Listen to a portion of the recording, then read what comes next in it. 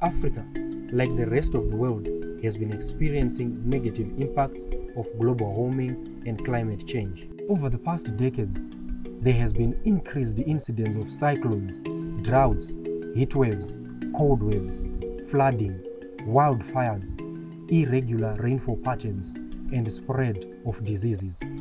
Food insecurity has forced many communities to go hungry, plunging some into abject poverty, and for some people it means contemplating migration.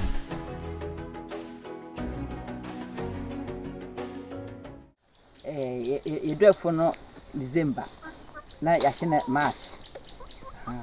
Ni edua ebru. Oh, dua ebru ni body ni ekoko. It is amre no enhia edu February ni senhia anta. Edua ni senhia anta na koko no nyina ewu intimi enyi. And we began 2004 no. Ya na yindi epenaba midua enye na ewu. Midua enye na ewu ti baako ye ne bi ni. Nti ha se nyina midua nyina inda nse ne ntonti na ewu. Sanity. Ti kense ne todi a kebe ye nse ne nto. Esi global changes nti weather no a change. Ebedu March no nse nto April ento yi this year nse ato September and August nse ne eto ntina ye guso ayeye fu. In the midst of the calamity, some communities have risen to the challenge and found ways to adapt to the new way of living. We believe that the time to take action is now, and we should walk the talk, not just only talk the talk. We believe in climate justice for all. This is the 7th in a series of short films produced by Climate Justice for All, a climate-focused, youth-led global campaign which seeks to mobilize the Methodist family on issues of climate justice. Within these films, we'll be recording how Christians all around the world are experiencing and responding to the climate crisis. We will meet communities on the front lines of this unfolding catastrophe, and we will see how they are adapting to the changing world. We will meet people who are trying to make changes to prevent further destruction, both locally and internationally. And we will reflect on the role churches and Christians can and should be taking to achieve climate justice for all. In this film, we will hear stories of hope from Zimbabwe, Kenya, and Nigeria. Nigeria is one of the African countries vulnerable to impacts of climate change.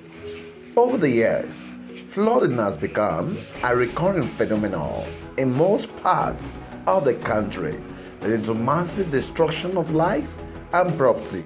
According to the reports of the United Nations Environment Programme, the likelihood of flooding increases as a result of the extreme weather pattern resulting from the long-term global climate change.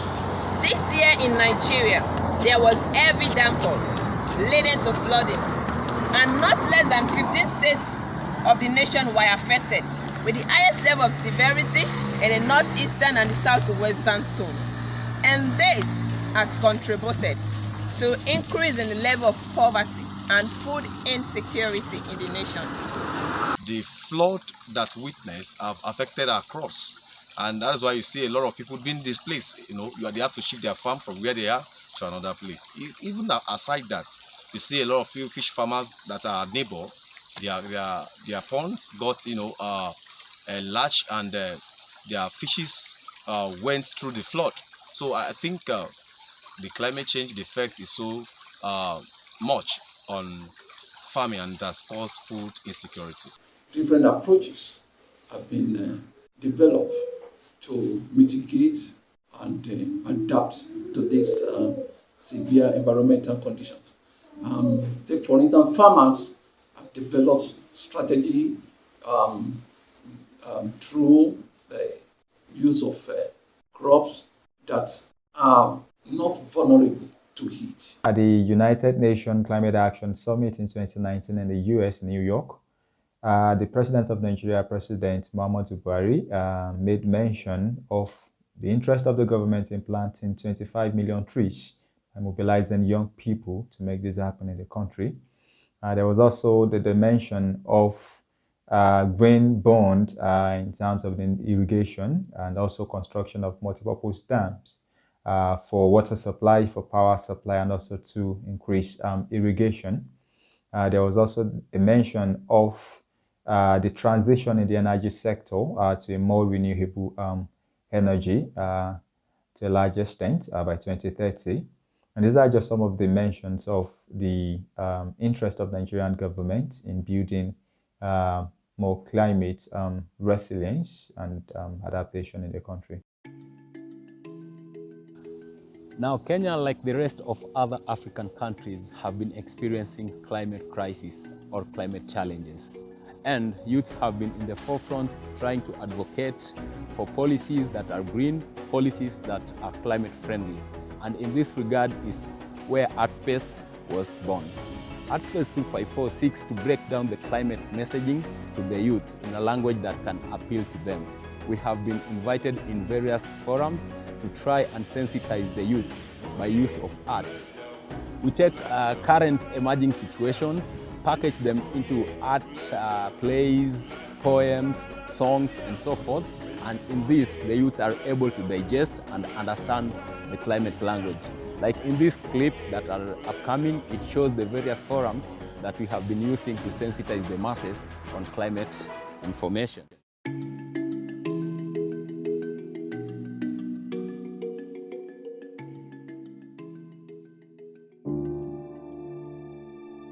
The Marange community is a community found in Manicaland province in the eastern parts of Zimbabwe. It falls under Region 5, where it receives an annual rainfall of about 450 milliliters, and temperatures can rise as high as 38 degrees Celsius. The community has always suffered from food insecurity due to low rainfall, but the situation got worse in the early 1990s when it started to experience climate-induced droughts. The 1991-1992 drought was the worst. Families lost livestock, rivers and wells dried up, crops failed. The community was left hopeless, relying on international organizations for food aid. More droughts followed, with high levels of poverty. Most communities overexploited forests for a livelihood. Trees were cut down to burn and harden bricks, which would later be sold. Some were turned into firewood for a small income, and others used as construction materials. As more and more forests were cleared away, the community was still hungry. Worse off, other problems such as soil erosion, water scarcity, and gullies began to form. This is leading to the washing away of fertile topsoil, causing crop failure and food insecurity. In addition, it is reducing infiltration rates, and women now are walking longer distances to fetch water as rivers and wells are drying up so quickly. Adaptation and mitigation measures.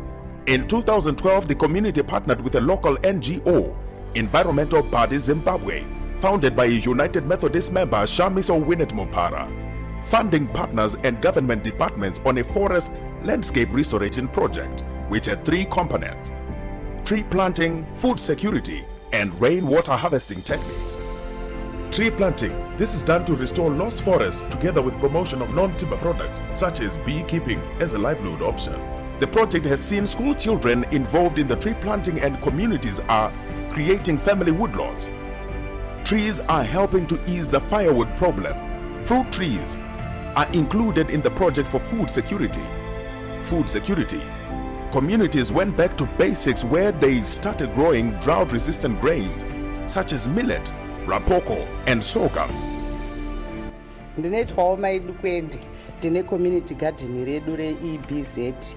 Tinorima makebheji, tinorima makerotsi, tinorima rekovho, madomasi, beans. Zvatinorima izvi zvinotibatsira mukati memhuri yedu. Tinoendesa vana kuchikoro, tinobatsirikana pamba, chikafu, mari ndotinowana mukati megadheni iroro. Tabatsirikana zvakanyanya. Dai Mwari angotibatsira pane zvinhu izvozvo. Environmental Body Zimbabwe helped revive community gardens and create food forests. Gardens are providing the much needed vegetables, More vegetables such as okra, eggplant, beetroot, butternut, which have a long shelf life, are being grown. Cassava, yet another drought-resistant crop, has been included to ensure food security. Rainwater harvesting techniques. In 2019, the community has been digging water harvesting pits to collect rainwater. The pits are 1 meter wide, 1 meter length, and 1 meter deep. During the rainy season, all rainwater collects in the pits, percolates slowly into the ground, recharging the underground water storage and reducing runoff. The water will recharge their wells and rivers to ensure that the community has water all year round.